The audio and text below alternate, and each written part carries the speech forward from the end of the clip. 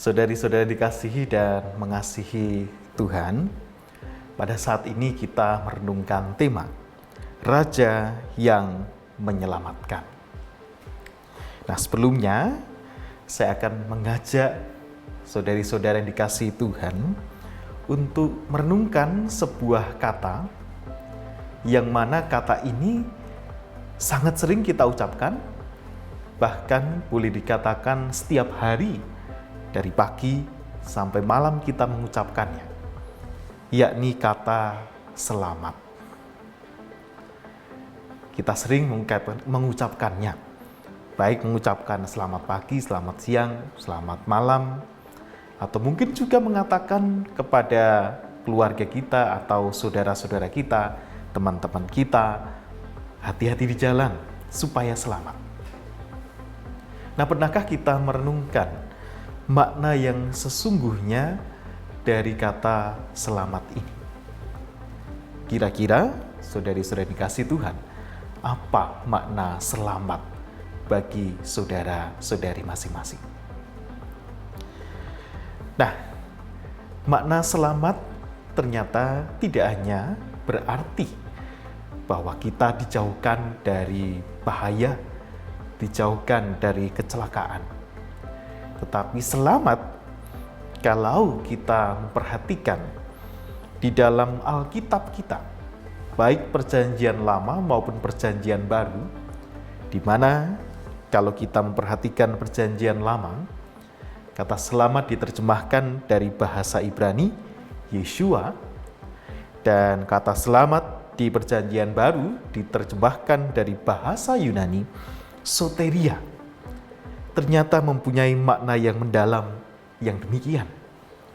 Di dalam perjanjian lama, selamat merupakan tindakan atau hasil dari pembebasan atau pemeliharaan Allah dari bahaya, dari penyakit, dan ini mencakup kesehatan, kemakmuran, keselamatan. Bahkan juga bisa berarti terlepas dari tangan musuh, pembebasan umat Tuhan dari belenggu, dan umat Tuhan bermukim di tanah yang makmur. Jadi ternyata makna selamat begitu luas di perjanjian lama. Nah, terlebih saudari-saudari dikasih Tuhan, makna selamat ini kemudian berkembang lagi.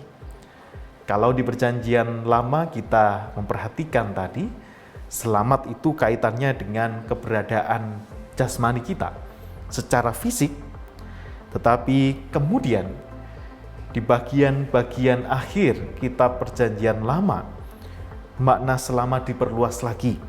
Tidak hanya secara fisik, materi tadi yang selamat, badaniah yang selamat, tetapi juga dalam pengertian secara moralitas dan religius. Artinya apa?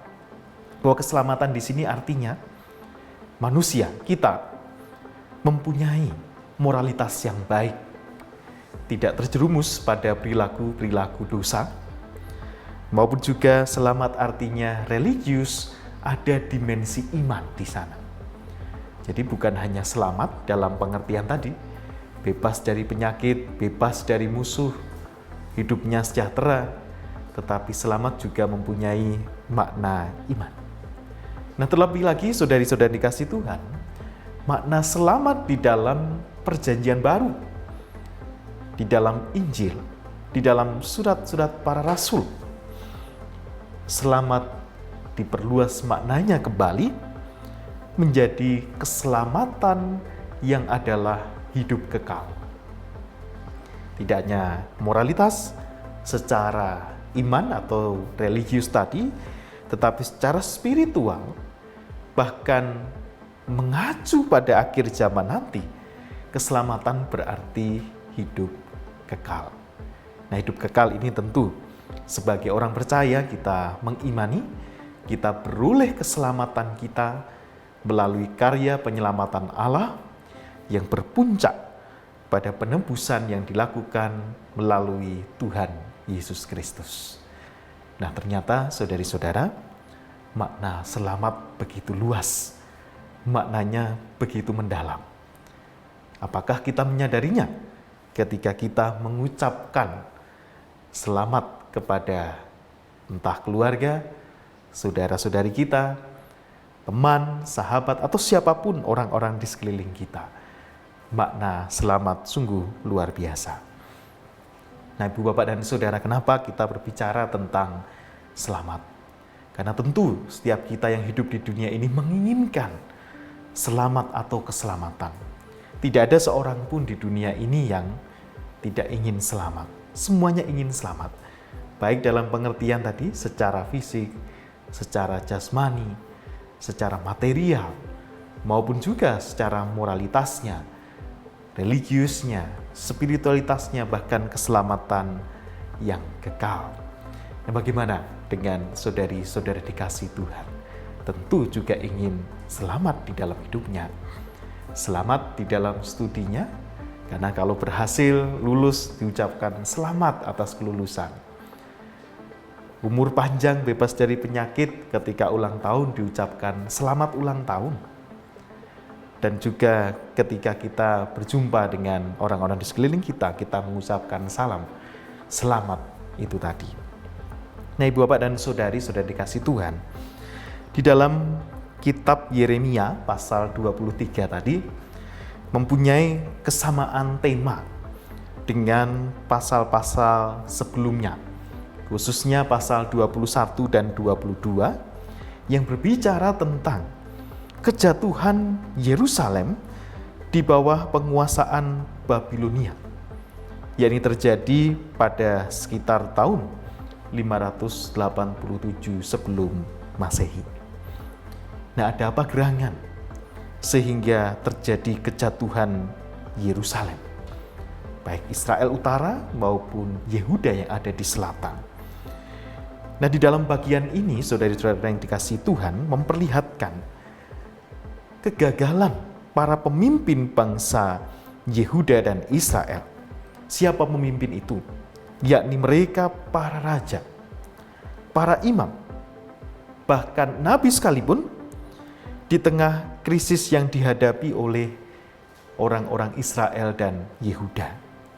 Yeremia dipanggil bagi kerajaan Yehuda, dan di sana sedang terjadi krisis moral dan krisis spiritual. Bangsa ini tidak setia kepada Tuhan, menyembah kepada berhala-berhala.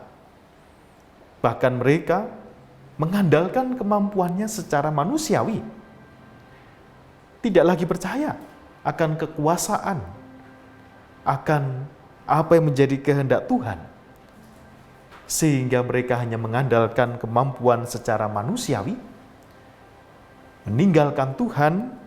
Dan dampak yang dialami adalah mereka seperti dikatakan di dalam Yeremia 23 ini, celakalah para gembala yang membiarkan kambing domba gembalaanku hilang dan terserak.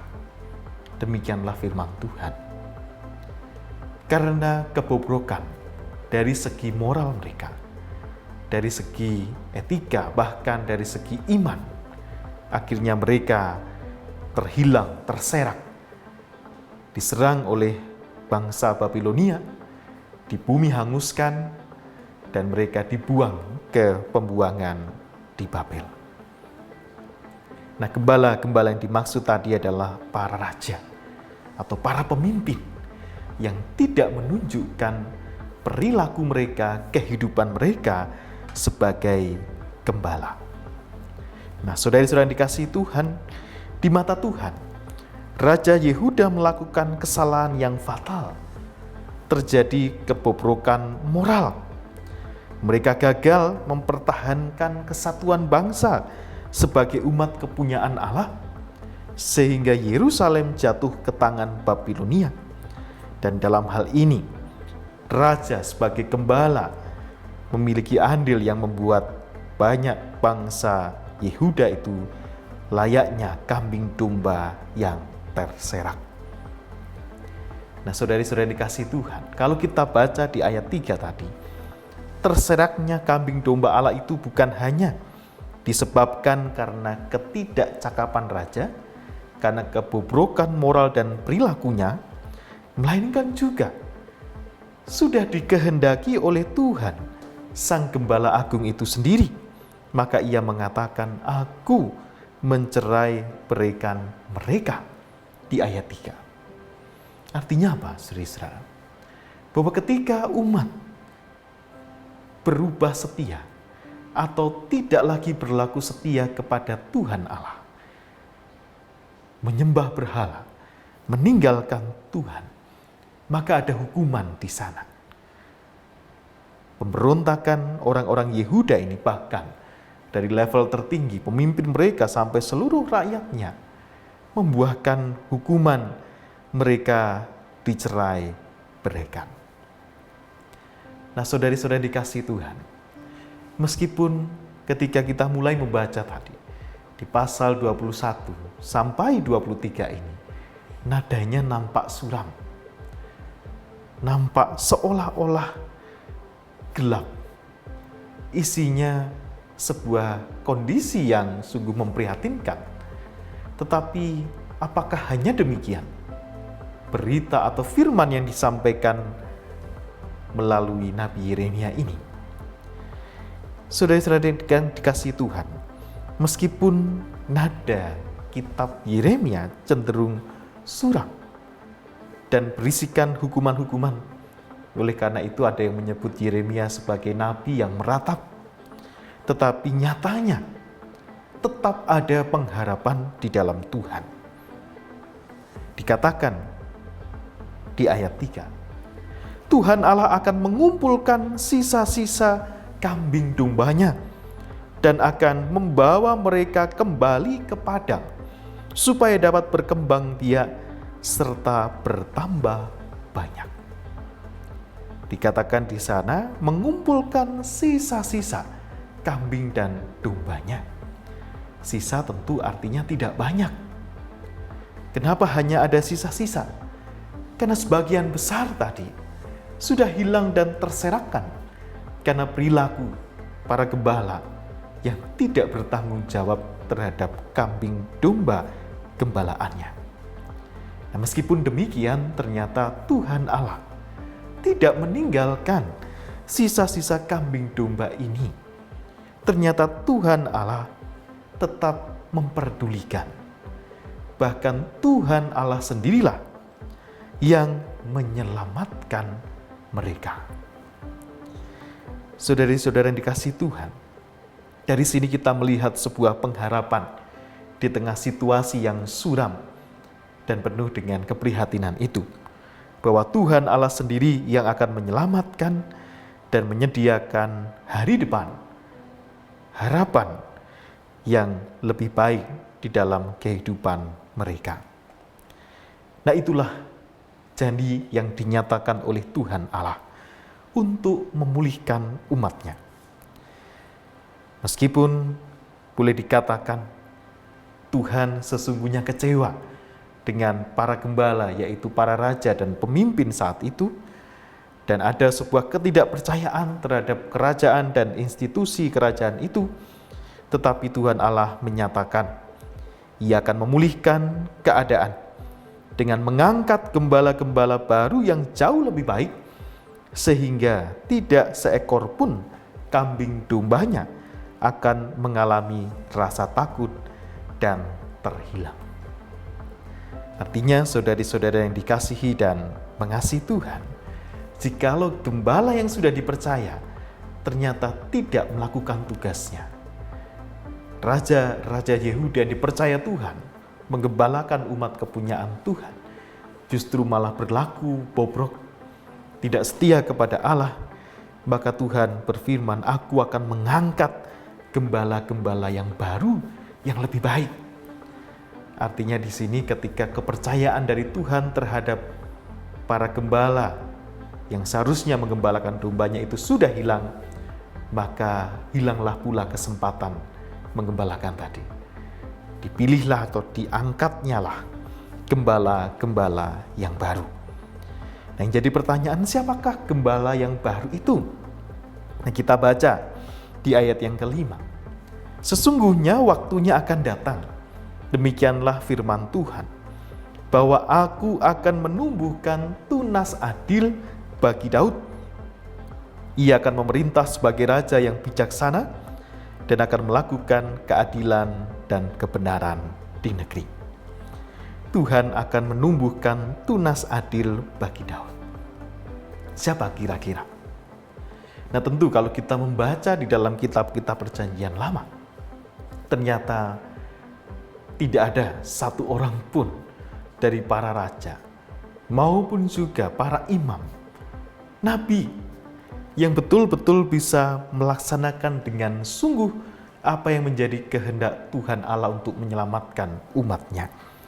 Sampai pada akhirnya Tuhan Allah mengutus anaknya sendiri sebagai gembala untuk menyelamatkan domba-dombanya, yang dalam kemanusiaannya lahirlah sosok Yesus Kristus yang lahir dari keturunan Daud.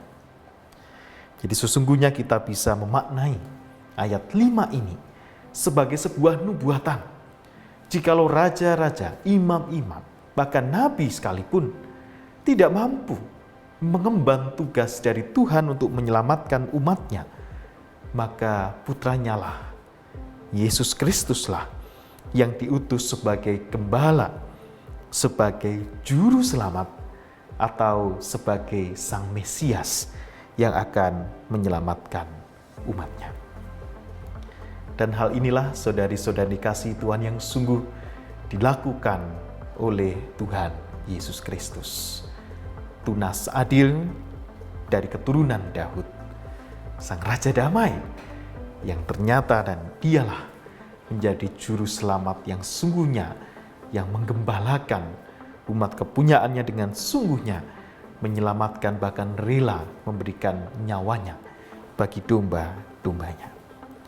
Nah, oleh karena itulah saudari-saudara yang dikasihi dan mengasihi Tuhan, melalui perenungan ini kita dipanggil yang pertama, sebagaimana Nabi Yeremia tadi menyampaikan firman Tuhan, baik kepada para raja, para imam, maupun juga para orang-orang Yehuda, menyampaikan firman yang berupa kenyataan pahit kepada bangsanya yang sedang hancur, hilang, dan terserak itu.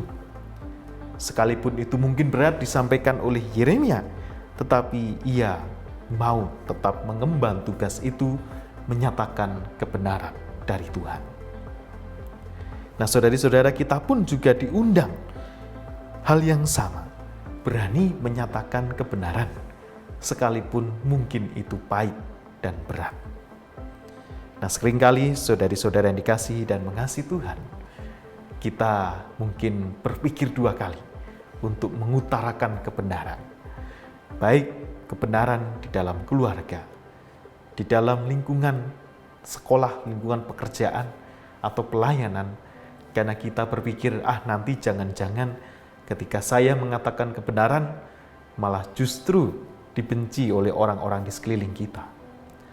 Atau jangan-jangan kalau saya mengatakan kebenaran, malah diri saya sendiri nanti yang justru mengalami sebuah kesulitan, dijauhi oleh orang-orang di sekeliling kita, dianggap sebagai orang yang aneh dan lain sebagainya.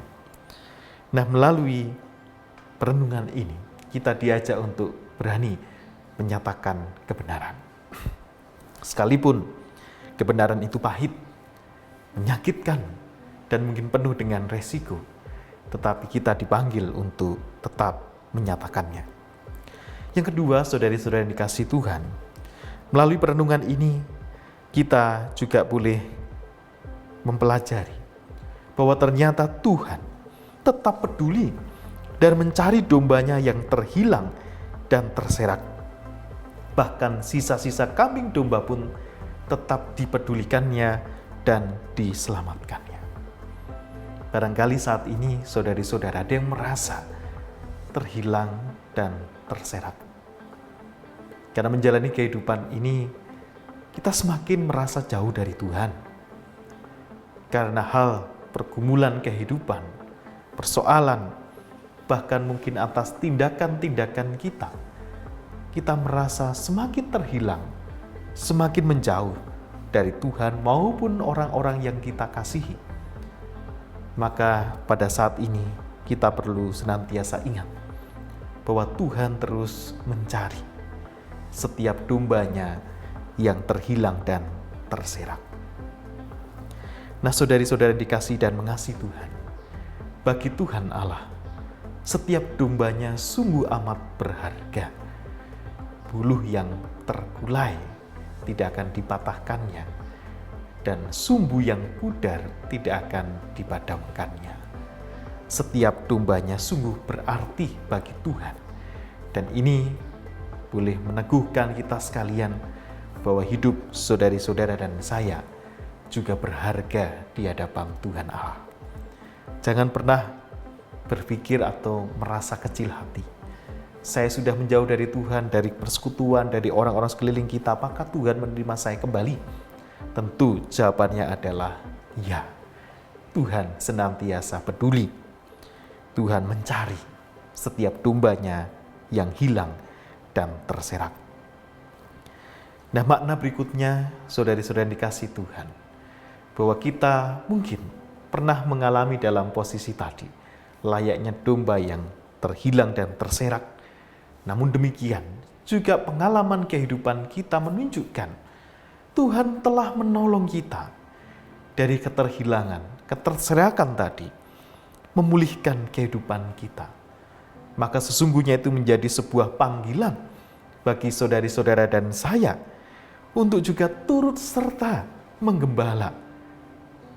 Sebagaimana yang sudah diteladankan oleh Gembala Agung kita, Tuhan Allah, dan melalui Tuhan Yesus Kristus, kita turut serta untuk baik mencegah keterhilangan maupun keterserakan domba-domba Tuhan secara jasmani, secara fisik maupun juga secara rohani. Kita juga dipanggil untuk turut serta dalam karya keselamatan Tuhan ini, untuk mencegah dan memanggil kembali, mencari kembali domba-domba yang terhilang dan terserak tadi. Hal ini, saudara-saudara yang dikasihi Tuhan, bisa kita lakukan secara nyata dan sederhana. Cobalah kita tengok di dalam persekutuan kita. Siapakah di antara teman-teman, saudara-saudara atau sahabat-sahabat kita yang mungkin sudah sekian waktu lamanya tidak kelihatan? Sudah seberapa waktu lamanya tidak ikut persekutuan atau ibadah-ibadah di gereja? Atau mungkin mulai menjauh dari pergaulan kita. Nah, kita tadi mendapatkan panggilan yang sama untuk merengkuh kembali, mencari kembali para domba yang terhilang dan terserak itu. Maupun di sisi lain kita juga bisa melakukannya dengan mencegah supaya domba-domba kepunyaan Allah itu tidak terhilang dan terserak. Yakni dengan cara kita turut serta di dalam pelayanan, turut serta di dalam persekutuan kita, dan kita peduli serta peka di dalam persekutuan dan pelayanan itu. Setiap pribadi, setiap domba kepunyaan Allah sungguh berharga di hadapannya. Dan oleh karena itulah kita juga dipanggil mewujudkan hal yang sama. Baik itu di keluarga kita, baik di dalam lingkungan studi kita, lingkungan pergaulan, persekutuan, dan di tengah-tengah masyarakat kita. Di tempat kerja kita dan dimanapun berada, marilah kita melakukan panggilan Tuhan ini untuk merengkuh kembali, peka dan peduli kepada saudari-saudara kita yang terhilang dan terserak.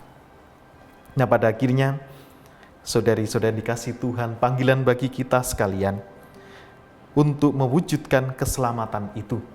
Jika Tuhan sebagai Raja yang menyelamatkan, sebagai Gembala Agung yang sudah menyelamatkan umat-Nya, maka kita pun juga dipanggil hal yang sama.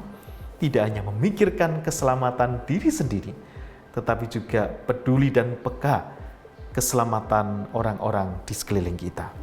Kita mengingat keselamatan itu tidak hanya soal fisiknya, soal jasmaninya, tetapi juga secara iman, secara etika, moralitas, bahkan keselamatan yang sempurna, yakni hidup kekal bersama Tuhan Allah Bapa di surga. Mari bersama kita turut serta sebagai bagian dari gembala-gembala Tuhan. Setiap orang adalah gembala bagi dirinya sendiri, gembala bagi orang-orang di sekelilingnya. Dan itulah yang menjadi tugas panggilan kita, mewujud nyatakan kerajaan Allah, keselamatan, selamat di dunia dan di kehidupan yang kekal. Tuhan memberkati. Amin.